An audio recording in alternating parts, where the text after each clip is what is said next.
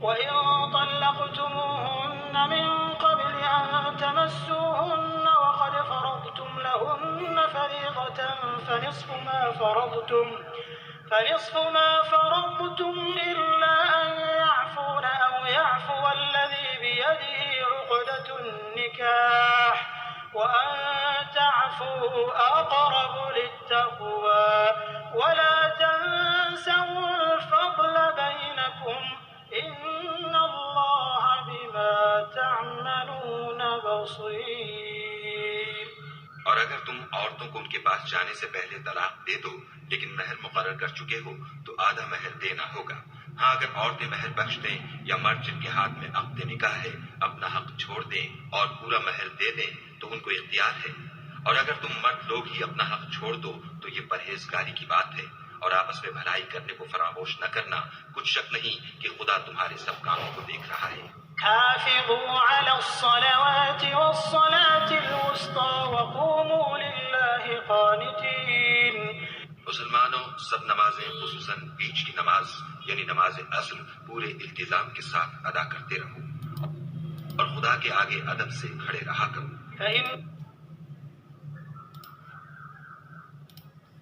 And if you divorce them before you have touched them, and you have already specified for them an obligation, then give half of what you specified, unless they forego the right or the one in whose hand is the marriage contract forgoes it. And to forgo it is nearer to righteousness. And do not forget graciousness between you. Indeed, Allah, of whatever you do, is seeing. Maintain with care the obligatory prayers, and in particular the middle prayer, and stand before Allah, devoutly obedient. اعوذ باللہ من الشیطان الرجیم، بسم اللہ الرحمن الرحیم۔ اب یہ جو 3 طلاقوں کا مسئلہ ہے، یہ اتنے لوگوں کو طلاق ہو گئی، تو یہ علماء کرام بھی انسان ہے، فرشتے نہیں ہیں، سارے انسان ہیں، فرشتے نہیں ہیں۔ کوئی بھی آدمی جا کے کسی عمرہ کر کے حج کر کے مفتی سے پوچھے گا کہ میری عمرہ ہو گیا کہ نہیں ہو گیا، حج ہو گیا کہ نہیں ہو گیا، وہ بولے گا میں کیسے بتا سکتا ہوں، میرے تو اپنا نہیں پتا کہ میرا قبول ہوگا کہ نہیں ہوگا، ہو گیا کہ نہیں ہو گیا، کیونکہ باقی حکم بھی ہیں اس کے۔ تو اب اللہ کہتے ہیں ایک جگہ پہ کہ تم بعض حکموں کو مانتے ہو، بعض کو انکار کر دیتے ہو، پھر اللہ کہتے ہیں کہ کچھ ماننے نہ ماننے سے قرآن کے ٹکڑے ٹکڑے کر دیے۔ اب معاشرے میں اتنی خرابی ہے، اب وہ میاں بیوی کا جھگڑا ہوتا ہے، بچے ہوتے ہیں، فائننس کا پرابلم ہوتا ہے، وہ 3 طلاق اس کو دے دیتا ہے، وہ مولوی کہتا ہے بھائی ہاں یہ تو کام ختم ہو گیا، تو وہ عورت بچوں کے ساتھ لٹک جاتی ہے۔ تو اب جو ہے وہ یہ کہنا چاہیے کہ نہیں بھائی یہ تو آپ کے گلے میں ہے، آپ نے اس کو نان نفقہ دے کے چلانا ہے، تو وہ بجائے اس کے وہ تو گھر توڑ دیتے ہیں، اور یہ اللہ کا حکم بھی توڑ دیتے ہیں، کیونکہ یہ اللہ کہہ رہے ہیں کہ یہ مطلب جو ہے نہ جج کے ہاتھ میں ہے نہ یہ عالموں کے ہاتھ میں ہے کہ بھئی یہ ہو گئی یا نہیں ہو گئی۔ ربنا اغفر لی ولوالدی وللمؤمنین یوم یکون الحساب، حساب اس دن قائم ہوگا۔ ساری آیتوں پہ بسم اللہ الرحمن الرحیم ہے، چوری پہ، زنا پہ، طلاق پہ اور جو قتل پہ، سب پہ بسم اللہ الرحمن الرحیم ہے، سوائے سورۃ توبہ پہ۔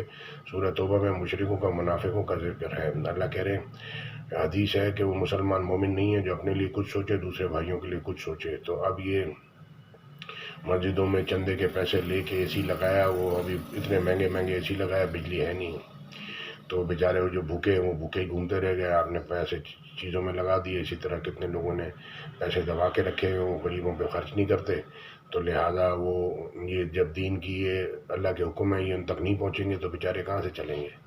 کتنوں کو تو پتہ ہی نہیں ہے، کتنوں کو پتہ ہے وہ کرتے نہیں ہیں، تو شیطان ساتھ میں ہے۔ یہ نکاح کی آیت تھی تو یہ میں نے آپ کو پیش کر دی ہے، یہ اللہ کے ڈائریکٹ حکم ہے۔ اگر آپ ختم نبوت کے اوپر اتنے وہ بات کرتے ہیں تو اس کا مطلب ختم نبوت وما ارسلنا الا رحمت العالمین، اللہ نے پوری دنیا کے لیے رحمت العالمین بنا کے بھیجا ہے، تو قیامت تک یہ آیت چلتی رہے گی اور یہ اسی طرح رہے گی اور اللہ کے حکم اسی طرح سے ہے۔